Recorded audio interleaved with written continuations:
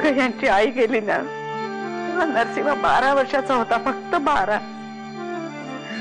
वामनला तर रांगता सुद्धा येत नव्हतं. माझा पदर धरतच तर मोठी झाली पोरही. मला मूल नाही झालं, पण म्हणून मी आई झाले नाही असं कोणी नाही म्हणू शकत.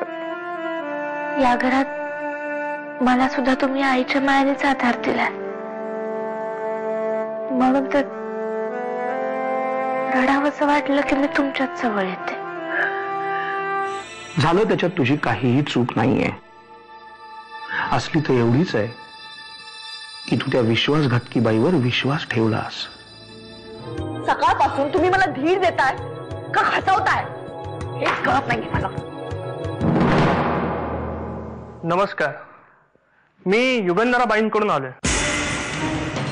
त्यांनी लवकरात लवकर तुम्हाला हे घर रिकामं करायला सांगितलं. विरोधकांनी अहिल्याचं तिकीट नाकारलंय. आता तिला कळेल राजकारण म्हणजे काय, आणि ते वामनलाही कळेल. तिला काय वाटलं, मनात आणलं की आमदारकी मिळेल? माणसं आयुष्य घालवतात इथपर्यंत पोहोचण्यासाठी. तुला आनंद होतो या गोष्टीचा? खूप.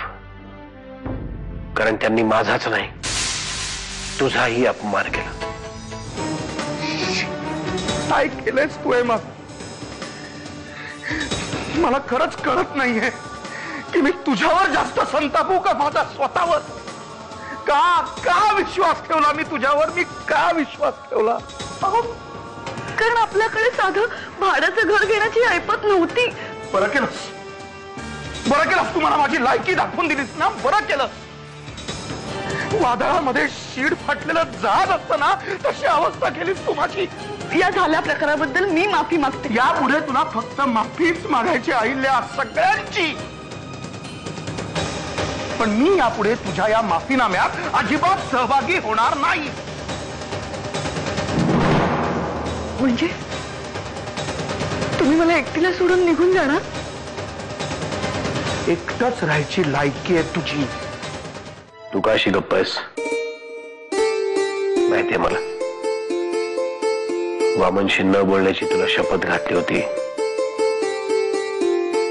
म्हणून नाराज आहेस ना? नाही. तुला भीती वाटते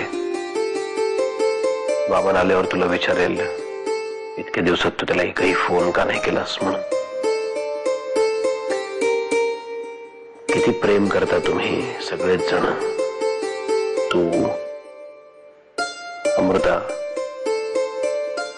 आतेबाई आणि तुम्ही. इंडिया हिला घेऊन फिरला काय गोव्यात? नाही नाही, काय बोलताय तुम्ही? पण ही इथंच असती. तिला वरच्या अधिवेशनाला पाठवाई सुपारी आली आपल्याकडं. कोणाकडनं आली? वाकणीस. तिच्या आईला वाकण्याच्या. बर अमृताताई, एक काम करू शकता? प्लीज घरातले सगळे पेपर लपून ठेवा, निदान मी येईपर्यंत तरी. मला एक मंत्रालयामध्ये मीटिंग आहे, ती आटोपून मी येतो.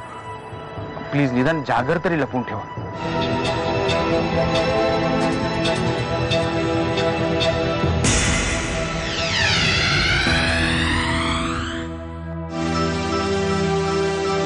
काय ग, काय झालं? चेहरा का असा झालाय?